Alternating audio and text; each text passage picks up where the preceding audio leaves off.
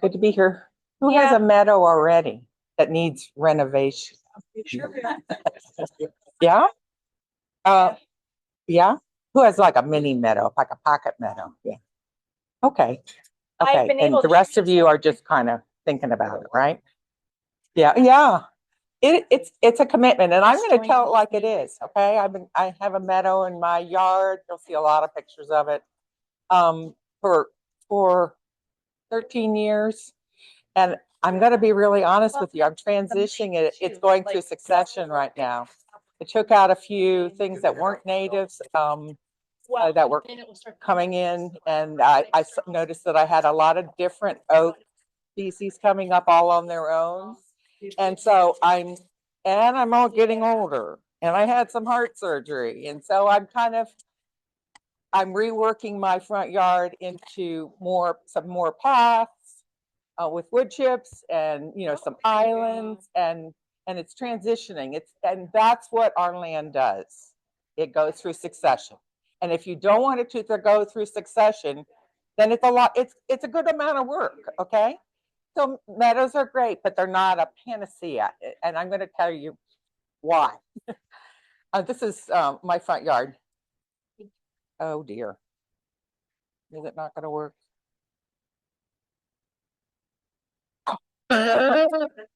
You aim it like a gun.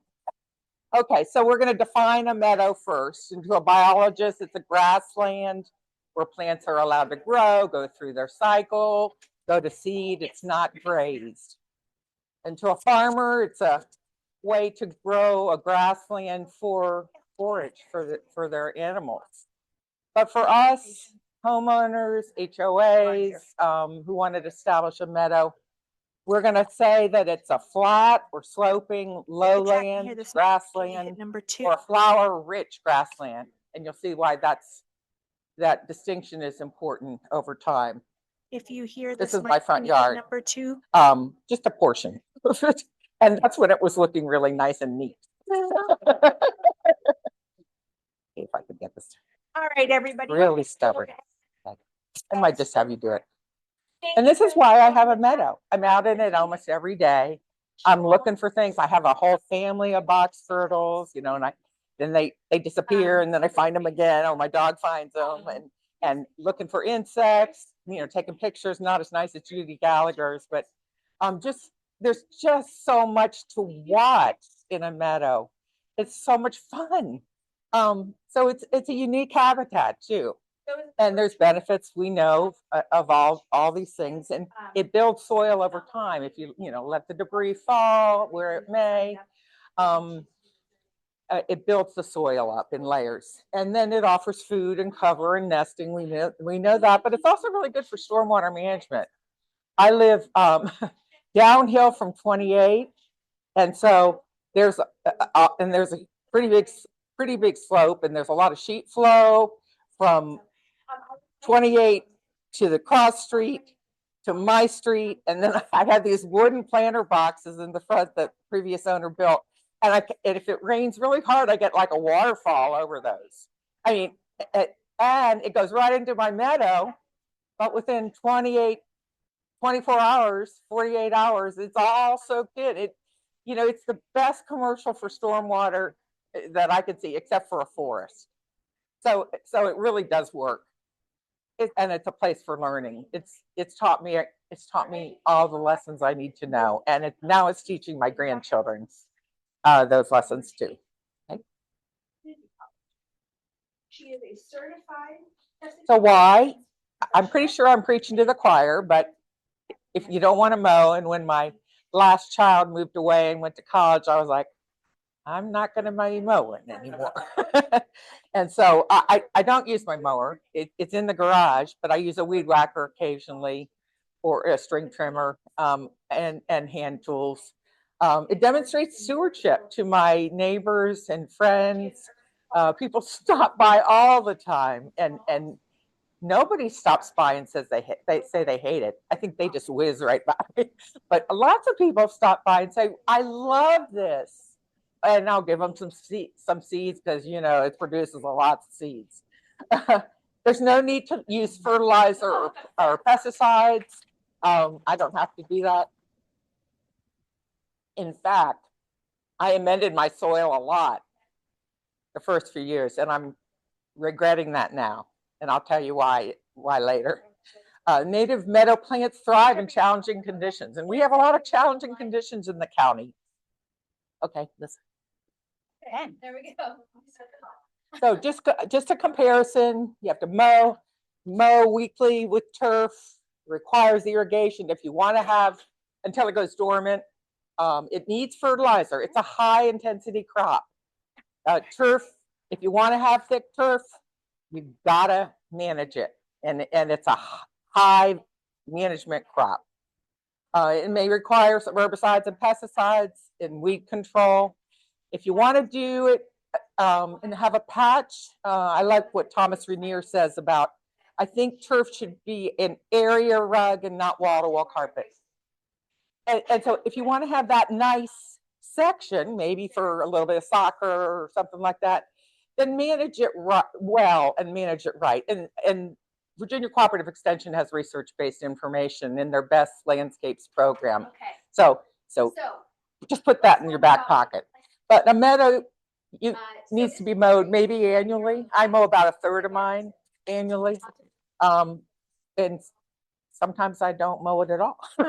It only needs irrigation when I'm establishing new areas.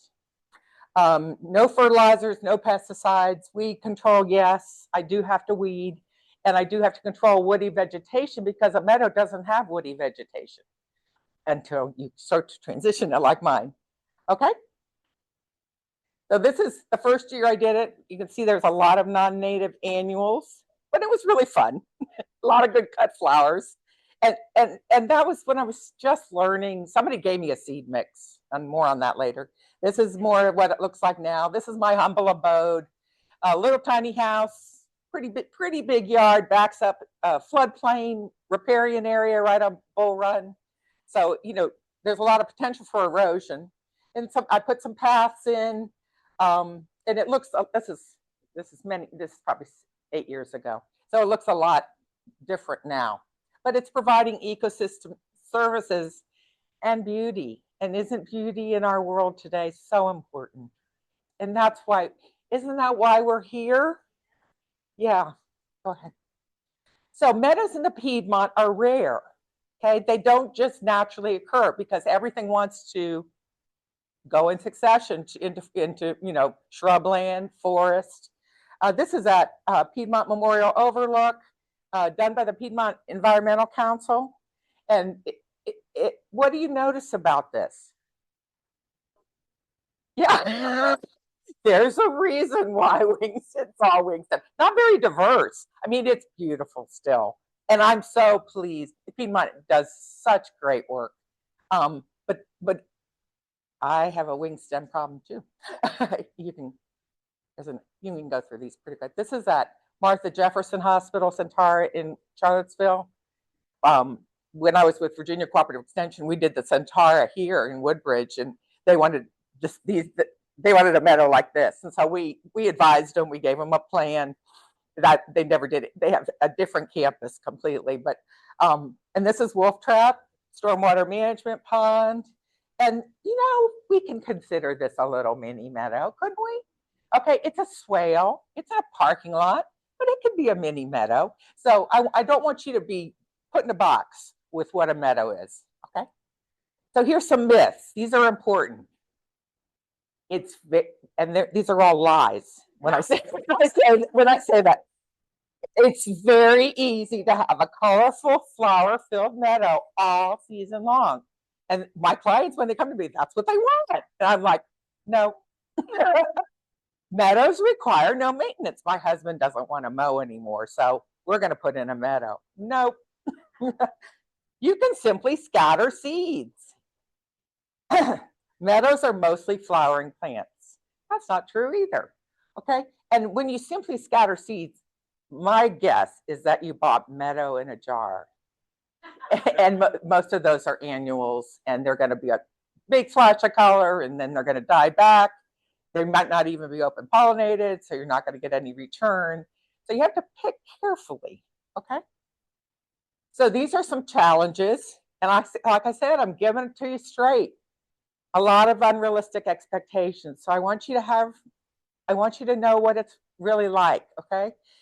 A lot of poor instructions. Although when I started teaching this 7 years ago at this conference, the instructions were a lot poorer. There are many, many resources now, and I'm going to give you those at the end. I am not the county expert on this topic. There are a lot of great people. There's a lot of great resources out there.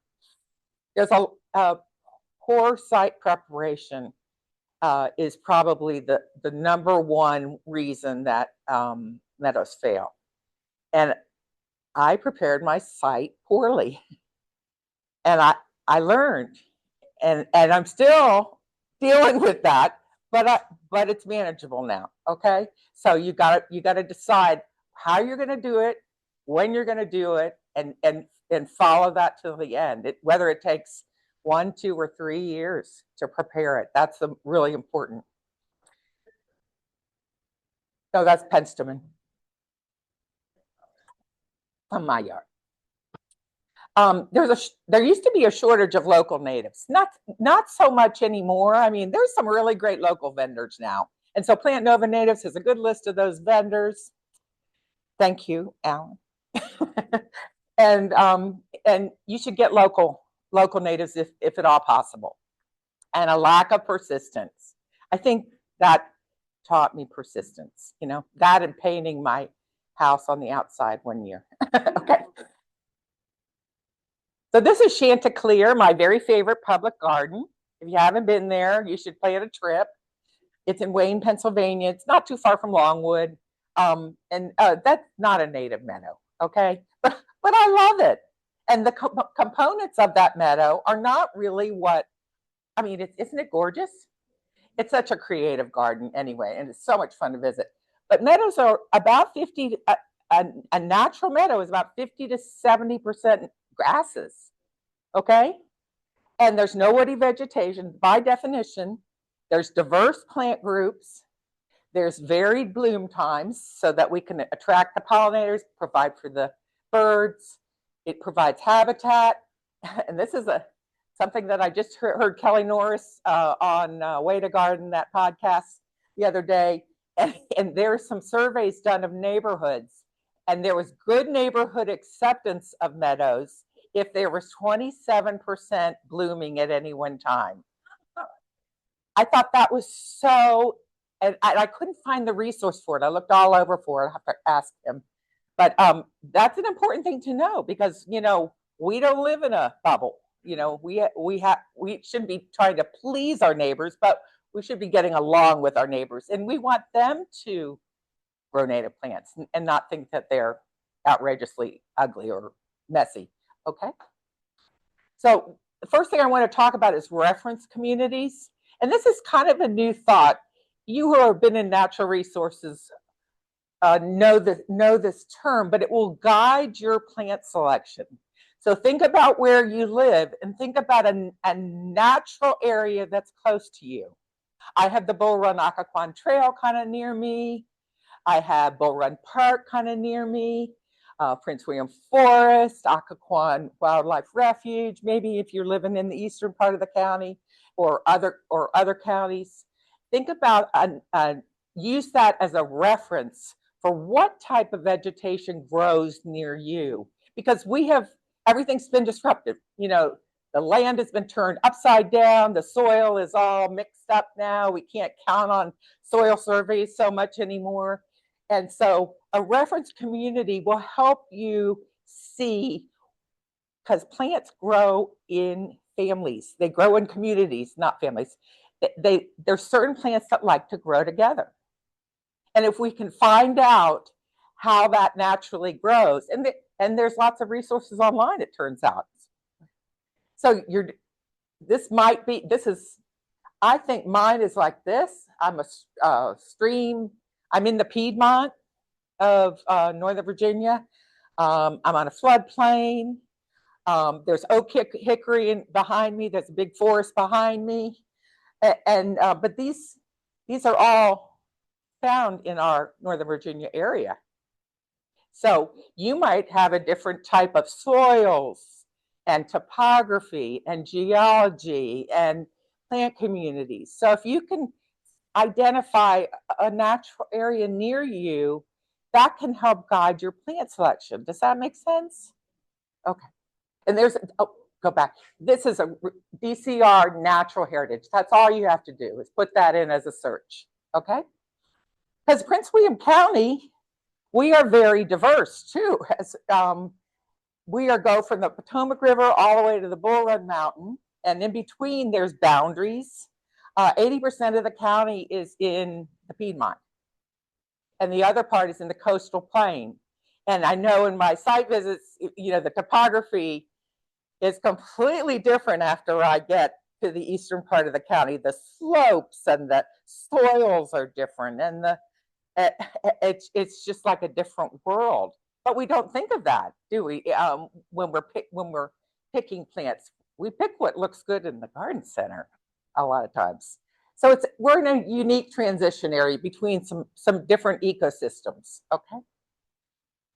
So it's divided into 2 physiographic regions, and so that's more than just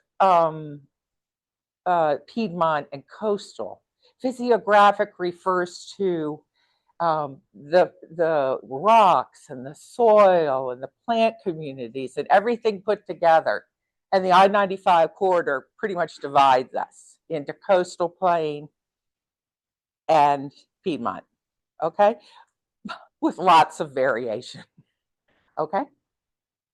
And these are what are in a natural Piedmont prairie or meadow. These are generalist species. So we've got little blue stem and Indian grass and early goldenrod and narrowleaf mountain mint. So those are pretty safe bets if you live in the Piedmont, but there's other choices too. Okay. So Earth Sanga's Maddie Wright has put together an incredible compendium online. If you don't know about Earth Sanga, just Google it. And this compendium is beautiful because it's grouped by those physiographic regions. So you can look and you can see, oh, you can go to the natural heritage site and pick where you think that you fall in there. You can pick a reference community, and then you can look at this compendium. And then you can make a better choice of what plants do I think will go best in my yard. And you know, I'm wrong all the time because plants act differently depending on a lot of things, right? But look at this. It's a fabulous resource. And here's, yeah, and here's, all you have to do is Earth Sanga Compendium. Okay. And then this is the DCR site, the Natural Heritage site. So it lists all these, and if you go to the page, it has pictures of all the plants in that community, which is really cool. So there's so many resources now that can help us to be wise choosers of plants, okay? So site assessment, you knew that was kind of coming, right? Okay. So this is my backyard. I have a backyard meadow too. I back up to Bull Run, and this is a walnut tree here. And I have a meadow under the walnut tree. Talk about challenging conditions. And it's kind of wet, kind of shady, kind of acidic, lots of walnuts, allelopathy, you know. And so, but it's possible. And when I look out there in the snow, and I'm hoping that Tuesday or Wednesday we get some more snow, I look out there and I can tell where the snow melts last is the coolest, the wettest probably. And you know, just reading your landscape, taking a walk around there when your dogs are up, picking up food, you know, just start to read your land. And look at the soils. You need to look at drainage and moisture. The drainage class is really important for picking out plants. Potential for herbicide drift. I have a client in Montclair that we're putting in a swale, and she said, I don't think that we should put the plants over here because this neighbor sprays and this neighbor doesn't. So we're, you know, we live in a neighborhood, and you can talk until you're blue in the face to some people. But we're not going to put the high value plants over by where we might get some herbicide drift or mosquito spraying, and keep educating. What are your limitations for time and money? I mean, native plants are expensive. And what kind of equipment can you have, and which equipment are you comfortable working? And energy and labor, and can you pay labor, or are you going to do it yourself? And how accessible is it? If you're going to bring in a dump truck load of wood chips to prepare the soil, can you get into that spot without 50 trips with the wheelbarrow? And I'm getting older, just like all of us, and I only have a budget of so much energy, And what weeds are, is it connected to another habitat? Mine backs up to the woods, which is good and bad. But you could put your meadow in where you can create a connection between ecosystems or habitats. And what weeds are invasives are already present. There's some weeds that if you have them, I'd say move your meadow to a different spot. I mean, honestly, I'll show you in a minute. And what other plants are in the vicinity, that reference community idea. Okay. So after the spring rains, or, March, look for the low spots. And I have different parts of my meadow where I know the monarda is going to go, or I know the cardinal flowers is going to go, because it stays wet the longest. Okay. So site preparation, and there's many thoughts on this, and I'm going to say the word herbicide. Okay. Because sometimes that's a good technique, but you can do it another way. So you have options, is what I'm telling you. You don't have to be a purist one way or the other. You have options. Okay.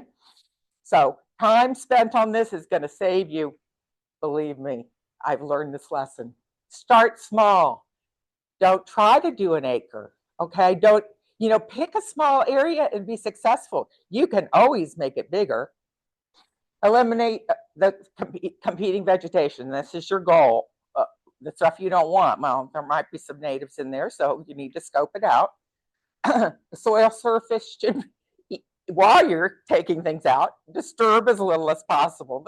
This is always a catch-22. I want to get that weed, I want to get that taproot, but I don't want to disturb the soil, because as soon as I disturb the soil, that's where all the weeds grow again. I mean, I planted a bunch of stuff in this fall, and now that's where all the weeds are. I mean, I know this stuff, but it still surprises me somehow. Define your area, with paint, a garden hose, measure it so you know how much resources you're going to need. Plan your timeline, be realistic, a little more on that later, and then reevaluate. Is this going the way I want it to? Okay. And the next step, again, choosing a habitat that adjoins. Don't fertilize. And I'm going to say, I over-fertilized. I added a lot of amendments. I got truckloads of compost before I knew what I was doing. And my soil is so rich in my meadow. And this is what happens. The plants fall over. They get fungal problems on their roots. And diversity suffers. The more fertility a soil has, the less diverse the plant material, because it's a stressor for native plants. Too much richness of the soil is a stressor, and that makes certain plants grow like crazy and other plants struggle. So you don't have to haul all that compost in.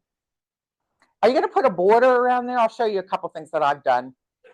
And plants, plugs, seeds, which one are you going to do? There's a huge difference in cost. Use them from your ecoregion. Use that earth sanger as a resource. Use local vendors. Don't use cultivars. Use straight species. And are you going to use mulch? Are you going to put some paths in?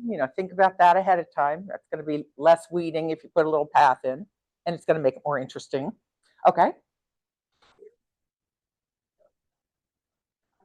Why did I have a question mark? Go ahead. Oh, dear. Oh, I did put that there. There really isn't. I told you I had triplets born in my yard, and somebody said, "You must have provided very good nutrition." And I'm like, yeah.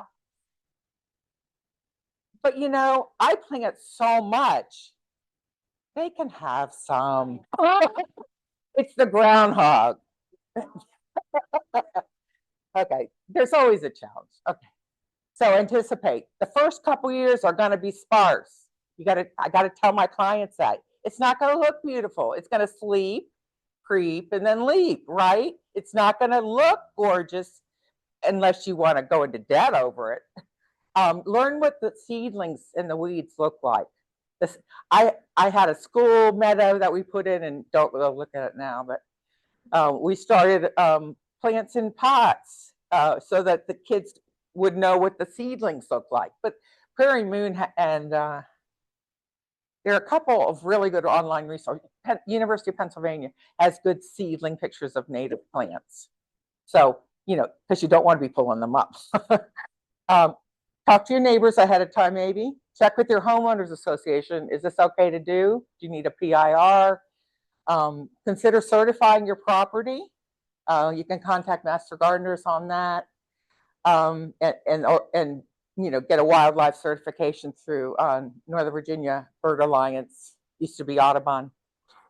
And then environmental management, if you're having a meadow and somebody down the road complains, if you're listed with them that this is a meadow, this is a planned planting, you can have it listed, just in case there's a question, a complaint in the future.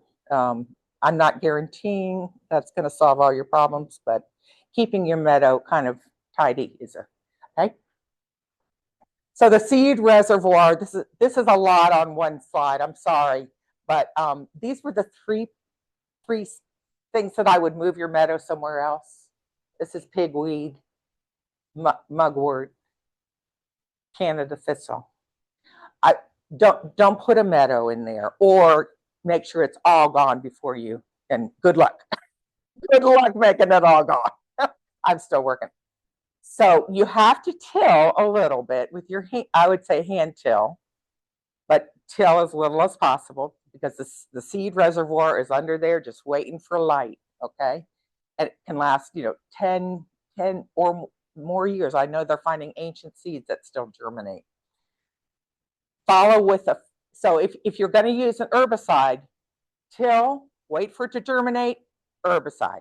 Till, wait for it to germinate, herbicide. But if you're not going to use an herbicide, I have some other slides. So you have to keep at that reservoir.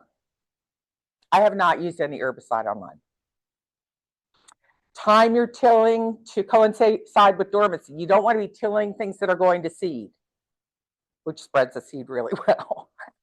Identify and know the weeds that you have. Decide, am I going to use the mechanical? Am I going to go and do it all by hand? Am I going to use an herbicide? Am I going to spot treat? Okay. Beware of using certain herbicides are residual. So you don't want to make a guess about what to use. Consult Cooperative Extension, give them a call, say, I have this weed, here's a picture of it. What is the most effective means of getting rid of this if I want to use a chemical? What is the most effective way of getting rid of this if I don't want to use a chemical? Okay. Cover crops can fill in spaces until the seedlings get a little bit bigger. Again, relocate if you have those weeds or other ones. And so we can prolong the preparation by many years if we don't pick the right spot and if we don't prepare correctly. So bare soil is best. Okay, this is about seeding. Bare soil, of course, is the best. You want good soil to seed contact. You're going to get rid of the vegetation using mechanical means or a couple other things coming down the road. Cover crops are not always needed, but they can fill in, and they're annuals that die out. Okay, they're not going to be persistent. Crimson clover, oats, winter wheat, during different seasons. So you're going to fill that in while the baby plants are coming up. Turf, if you've got turf and you're converting it, you can use a sod cutter or shovel, or keep mowing it over and over again. Minimize the soil disturbance and get rid of the debris before you seed. That's not always the case later, but at the beginning, you want a clean canvas, okay? So non-chemical techniques require planning well in advance. You know, plan on a year or more. It requires patience, and it doesn't disturb the soil, but it does disturb the microorganisms in the soil. And you can leave, if you've got plugs or container plants, the dead material without seeds can be left in place as a kind of a mulch. So this is a non-chemical approach. Solarization takes place during the hottest part of the summer. Clear plastic. Important that you water really good to get the whole area saturated. Put the plastic down in the summer, then fold it under and secure so the heat stays in. And I think they said, the things I've read said, you know, like 4 weeks. I think that it probably will take longer than 4 weeks. The drawback on this is those critters underneath are getting cooked also. Remove the plastic, and honestly, I would wait to see what grew, whether you get a resurgence of certain weeds, and then decide what you're going to do, whether you're going to recover it. Yes. You mentioned pairing. Yeah. Yeah. Yep. Grow and die. Grow and die. It's about grow and die. Yeah. Thank you. Prairie Moon is a great resource also for the seedlings ID, and also scarifying how much time you need to prepare the seeds for planting. Great resource. Yes.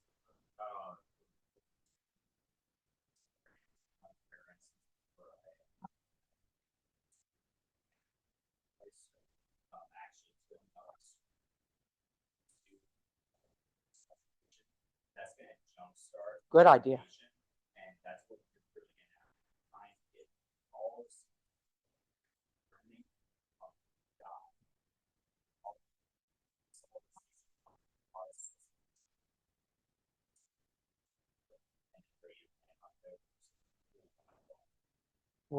Great advice. And Adrian has Be America LLC. It's a native installation design firm, and he's a great colleague to have.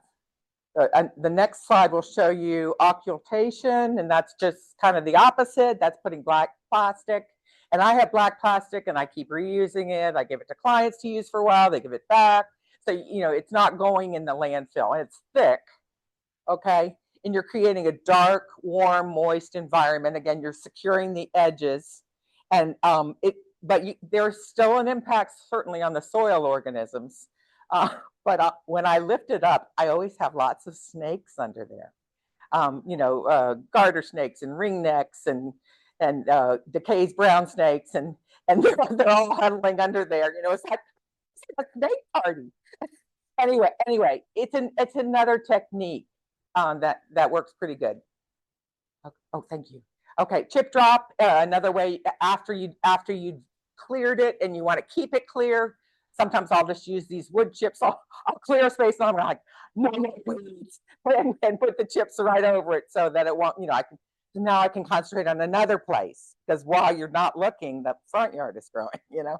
So chip drop is free. It's a lot of chips. I'm just saying, it's a lot of chips. I usually get 2 or 3 a year, and you know, you don't have to go to the gym. But go to their website, Chip Drop, and you can sign up for it, and you take what you can get. You take what you get, okay? Can't be too picky, but it's a great resource. And instead of going to the landfill, it goes to you, okay? Okay, a little bit about plant selection. What slide am I on? Okay.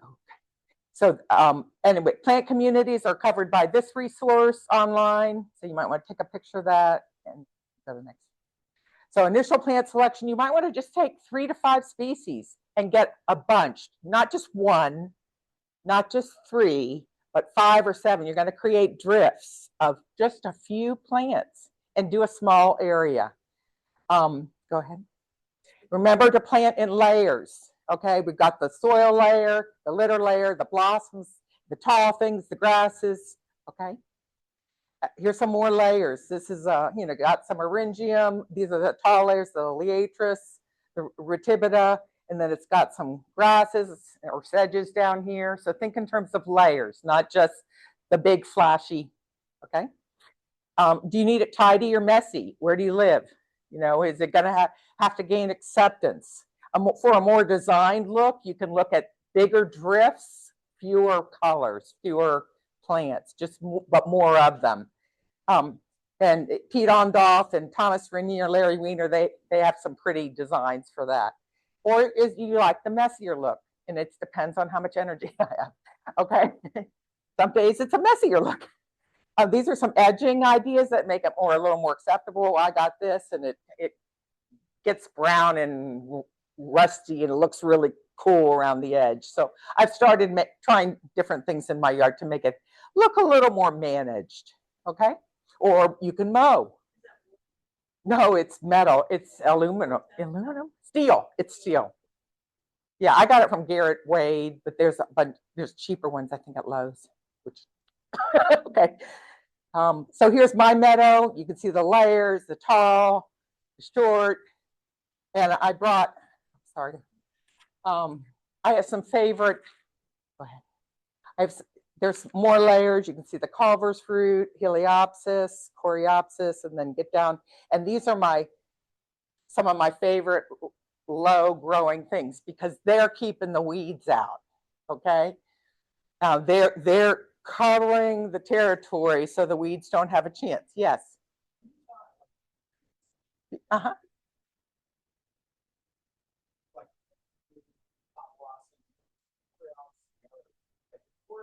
I'm always like, oh, full sun, and then it's hard. Culver's fruit, they like shade. It's doing fine in the full sun for me. Huh? Oh, I'm sorry. Yeah, he was asking about Culver's fruit and how much sun it needed. And so I guess the question is like, for some of the things that need hard sun, like, have you found some of the things that'll do well in meadow have the full sun, kind of shading out the shade, and they pop up things like Culver's fruit, maybe the flowers fine with just flower. It flowers great in full sun and nothing shading it. Go figure. It's one of my very favorites. Go ahead. So this is my humble abode, and you can see some, and these are Siberian irises. No judgment here. Okay. But I'm converting it. Okay, next. Okay, avoid planting these. Okay, some of them are on the invasive list, but some of them are still sold. And you can find more invasives on the Plant Nova native site. Thank you, Alan. Okay. So don't plant the tropical milkweed. I know this is kind of equivocal. I've actually heard Doug Calamy say the opposite, but there is some disease associated for monarchs, we think, by planting this red and yellow one, and it's the tropical, it's Curvassica, Asclepias curvassica instead of Asclepias tuberosa. So stick with this one, okay? Okay, because this is what happens. Go ahead. This is what happens. There seems to be, it blooms a little later. The monarchs seem to congregate on it, and there seems to be a disease associated with it. I don't know. I've heard both sides of it, but I'm not going to plant it. Okay. Go ahead. It's if you remember Curvassica, that's okay. Some thugs, wing stem. There's your wing stem. I have a meadow that is dominated by wing stem and Canada goldenrod. And you know, this is where my diversity is falling apart because they're rhizomatous. They're spreading everywhere. Everything else is pushed out. So, but they're fantastic magnets for insects. They're great. So I want some of them. I just don't want all of them. So I'm editing constantly. Okay. But However, this is coming in the mail to me today. Right as I did this slide, I saw this online, and these are all the insects that might Candida goldenrod. And I'm like, okay, I do feel guilty about this. So I'm going to put this up in my sunroom, and I'm going to, I'm going to be reasonable. I'm going to do some, but not. If I had a huge meadow, it would be perfect. If I had a slope in full sun, it would hold the soil great. But I don't have enough room for us all to live happily. Yes.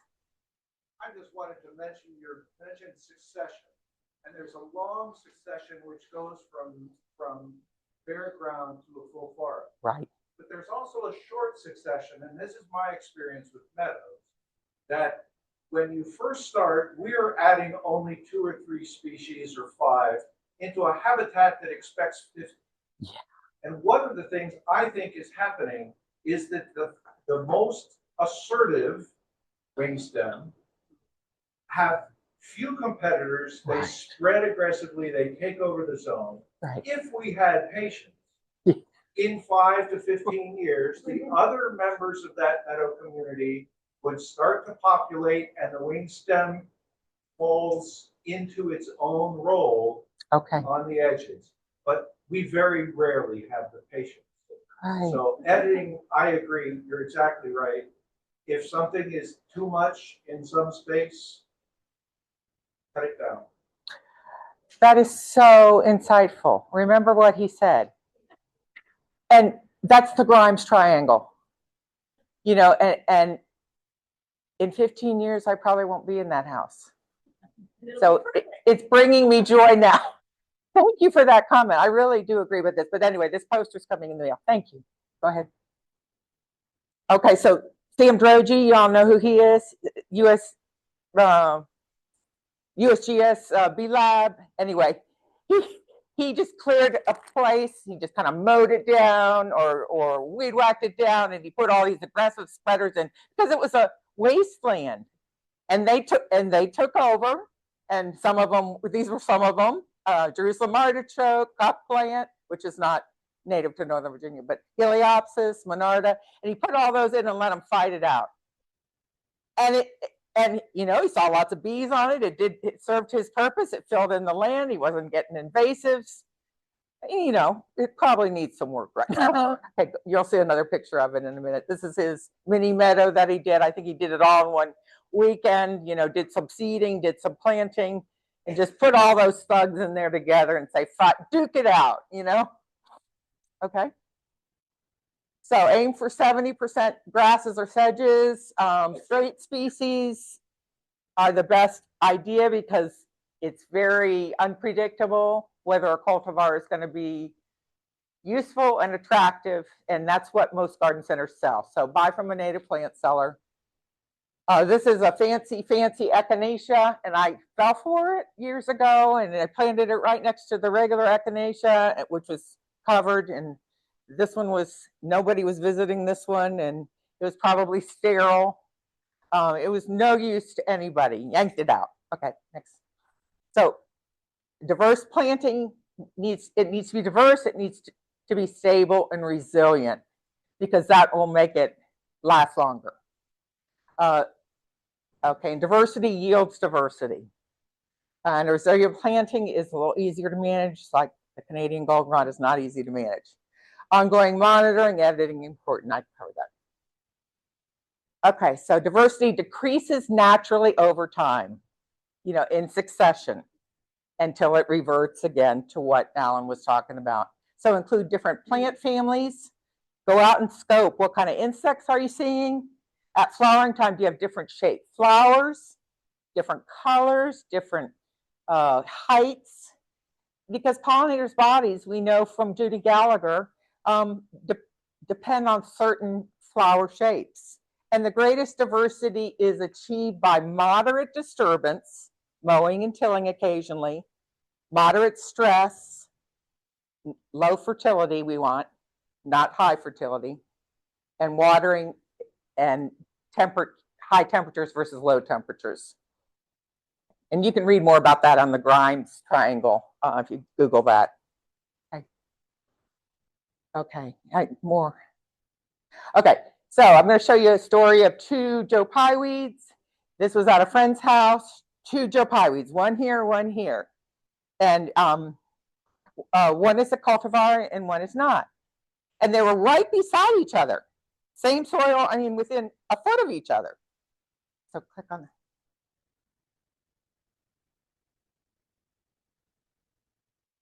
Okay, next, click on it. Amazing. It's true, I did this last year because of this. It's amazing. Because I wasn't getting it. They did not go to the cultivar. And it looks really, it's a little pinker, but that was quite astounding. They knew it. Okay, go ahead. Mount Cuba has some good information on cultivars. They put them to the test, okay? But it's not predictable. Is a cultivar going to be attractive? A lot of times we don't know. But they have some good reports on which cultivars were acceptable. And usually leaf color, flower shape, you don't want to alter those things. Okay. Like this, don't buy the fancy one, buy the straight, even though this is not native to Northern Virginia. Okay, I know that. Yes.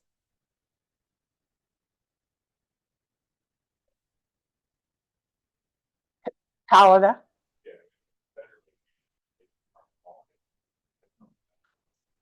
Okay, he's talking about Echinacea pallida, and I don't know that it's native to Northern Virginia. Central.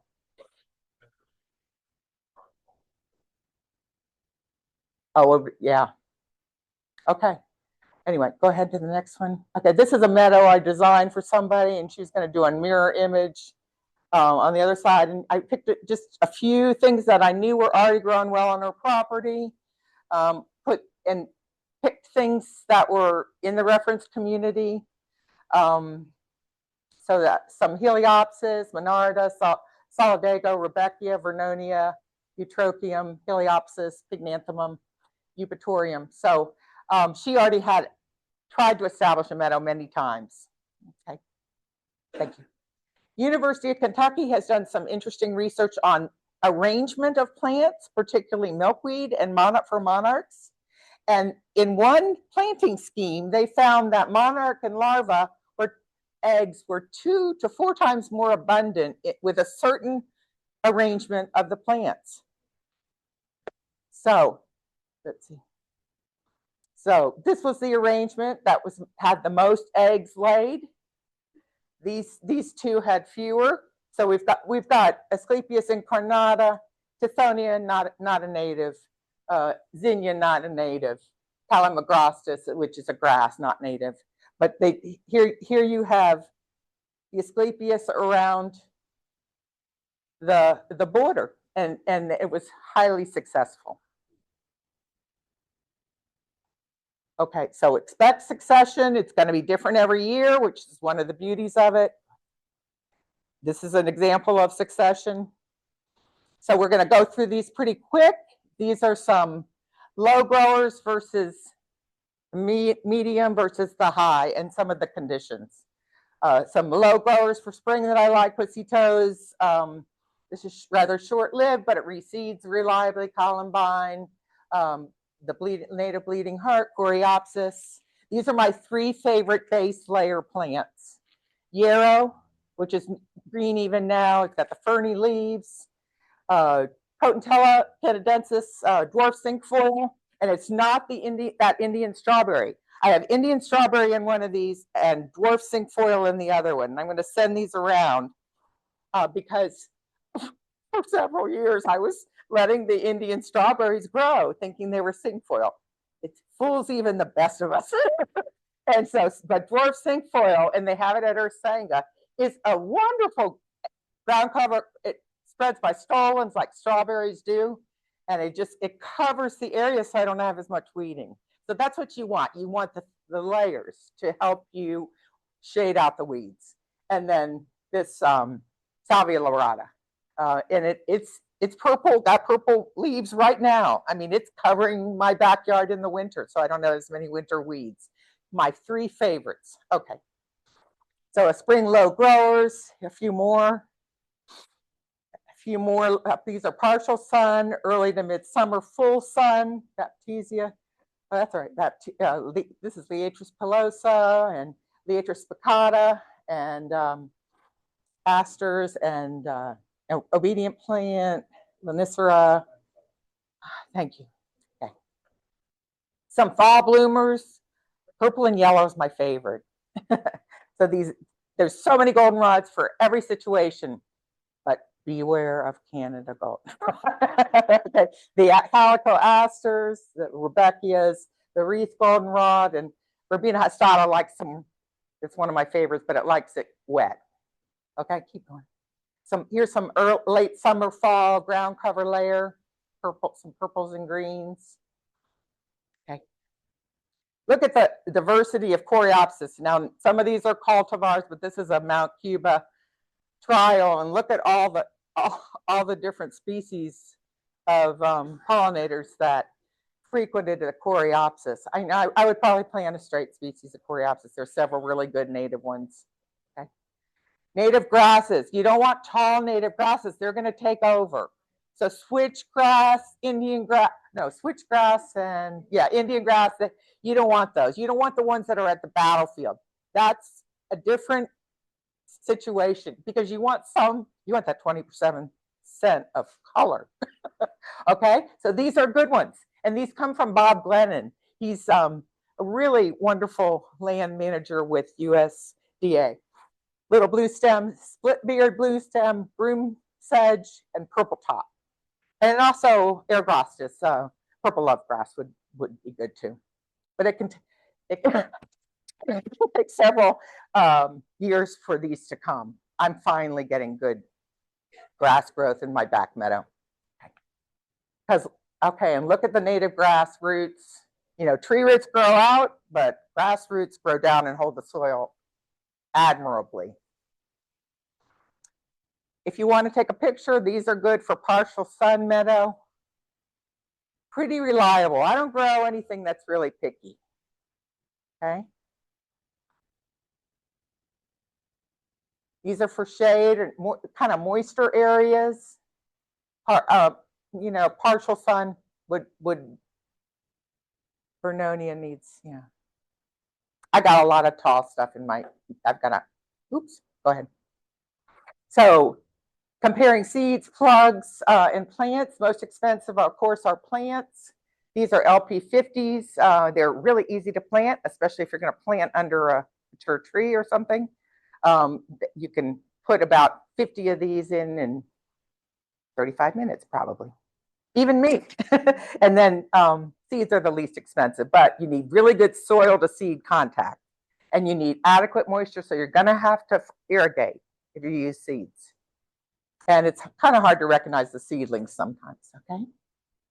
So annuals can give you that flush of color.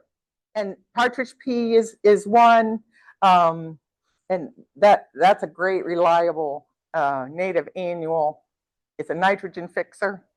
You know, Clay's talk, if you went to that. But perennials provide more consistent ground coverage. So use these to fill in spots. You know, I put it in there because it acts like an annual for me. I'm pretty sure it's classified as a perennial, but we just have to watch stuff and see how they react. Seedlings, choose a reputable source, good soil to seed contact. You can broadcast it and then stomp, or roll. If you have the equipment, roll it. Clear debris. You can mix it with cat litter or potting soil, a good potting soil to make it spread better. Make sure the seeds are planted the correct depth. Some seeds need to be planted like right now because they need to freeze and thaw over the winter. It depends on the seed. Some seeds you're going to seed early April. Some seeds you're going to, and the definitive resource I think is Prairie Moon for this. I think you could go there. They have a nice chart. Look at your label, select diverse local ecotype. Consider of diverse plant families. Use a combination of some seeds and some plants so that it's not too depressing when the first year. Some plants are very short-lived, okay? Cardinal flower is one. Heuchera is another. Columbine, but it reseeds reliably. And then set those tall ones apart so the other ones have a chance. Okay? Nurse crops can be used. Ernst Seed is a great resource. Their website is fantastic. Oats is an annual crop. It's not going to prove invasive, but it can grow up alongside the little seedlings if you use plugs or seeds, and it can hold them up and keep other things from competing. And then it dies back and becomes a mulch, a green mulch. So you can go to Ernst Seeds, and they're in Pennsylvania. They're a great resource. Okay. Winter sowing, of course. Maybe you went to the winter sowing. I've got little takeout containers in front of my house. Starting right now. Okay. A little bit about maintenance. We're having to go through this quick. 5 minutes. Okay, we're going to do it. Okay. So what kind of equipment do you have? How strong are you? What are you willing to use? Okay, those are some options. I only mow a third at a time, leave it standing for the winter. Birds are eating the seeds, and beneficial insects are using the stems. This 50-degree rule, don't cut it back till it's 50 degrees consistently. Well, Doug Talmy says that's an urban myth, okay? So leave it as long as you can tolerate it. Hand pruners are good to use. Again, I mow 1/3 and 1/3 and 1/3. Okay. Weeding, scouting for weeds. Know your weeds. If you're not sure of what a weed is, you can contact Master Gardeners at pwcgov.org. Send them a picture. Go ahead. The winter meadow, these seeds are filled with carbohydrates. It's so much fun to watch in the winter. And a few takeaways. This is a sign of a great gardener.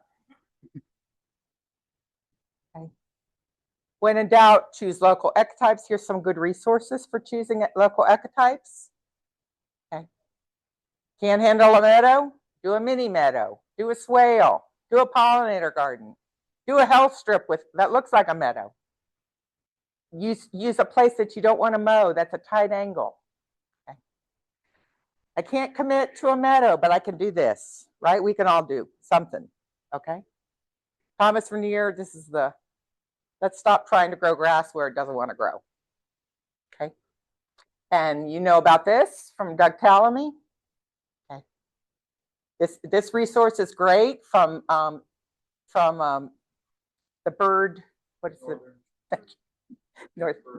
Thank you, Northern Virginia. Yeah, so that's got a great resource out. And the wildlife section, this is Master Gardeners perform this duty in Prince William County and Fairfax and Fauquier. And this is Xerxes. This is fantastic. I heard her present last week for the CBLP seminar. Okay. If you have a question, you can contact Master Gardeners. Okay. And this is a great resource, Heather Holmes' book on seeing what's visiting your plants. Okay. And these will all be resources you can look up just in case you get bored this winter. Go ahead. More references, lots of references. They are. And there you go.